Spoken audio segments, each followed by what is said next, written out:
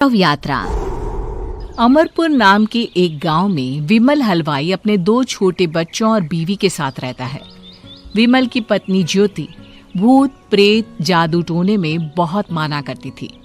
इसका बिल्कुल विपरीत विमल इन चीजों को दक्यानुसी माना करता था।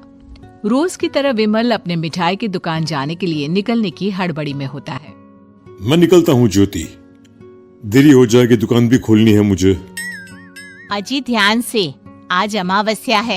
रास्ते में कोई कपड़ा या कुछ भी गिरा हो तो उसे लांग मत दीजिएगा, बगल से चली जाइएगा। अरे ऐसे तो तुम मुझे पागल ही कर दोगी क्या? हाँ, मैं नीचे देखकर चलूं कि सामने से कोई गाड़ी घोड़ा आकर मेरे ऊपर से चला जाए? दोनों हालत में तो मेरी ही मौत है। अरे क्यों सुबह सुबह इतनी अपसुगनी बातें कह रहे हो जी?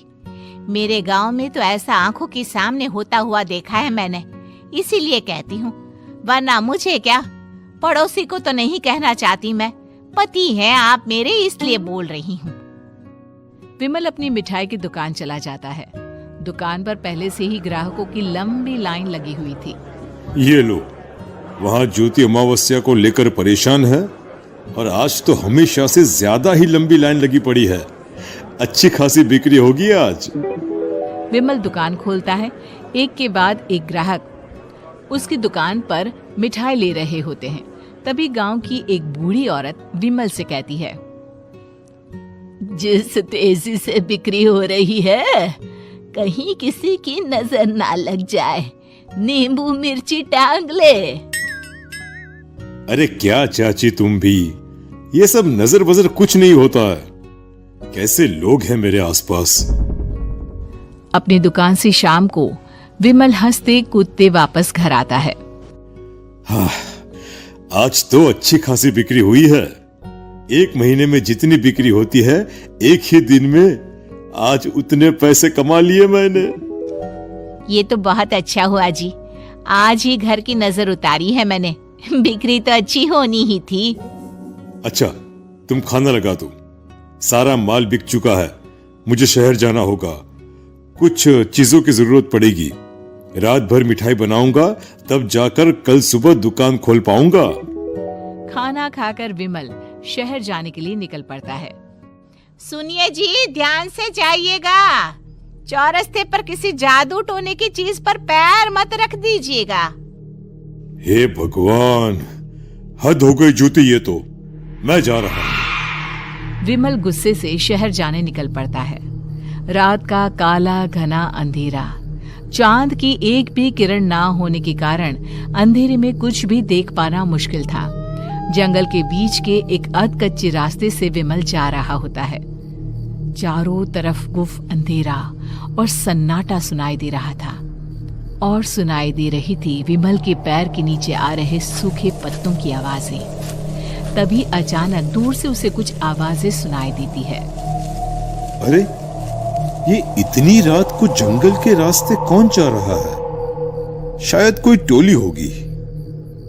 राम नाम सत्य है, राम नाम सत्य है, राम नाम सत्य है, राम नाम सत्य है। धीरे धीरे आवाज कुछ कुछ सुनाई पड़ती है। आवाज धीरे धीरे और नजदीक आती सी लगती है। विमल देखता है कि उसके सामने से सजी धजी सफेद कपड़े में लिपटी एक अर्थी निकल रही है, जिसके साथ 5 लोग ही थे। 4 आदमियों ने उसे कंधा दिया हुआ था। एक मटका लिए आगे आगे बढ़ रहा था। विमल के बिल्कुल सामने आकर अर्थी रुक जाती है। उसमें से एक आदमी विमल से कहता है, अरे भाई, जरा अर्थी को कंधा लगाना, मैं बहुत थक गया हूँ, बड़ी मेहरबानी होगी। हाँ भाई, कंधा तो मैं लगा दूं, पर रात को 12 बजे ये शव यात्रा, इस समय कौन अर्थी ले जाता है? तभी विमल को ऐसा लगता है कि शव में से आवाज आई, ये आवाज। मजबूरी है भाई, आप कंधा दीजिए, मैं रास्ते में सब बताता हूँ आपको। विमल अर्थी को कंधा दिए चल रहा होता है कि उसे ऐसा लगता है कि हाथ में मटका लिए जो आदमी शव के आगे चल रहा है उसके पैर उल्टे हैं। क्या हुआ भाई, हकला क्यों रहे हो? वो आपके साथी के पैर उल्टे।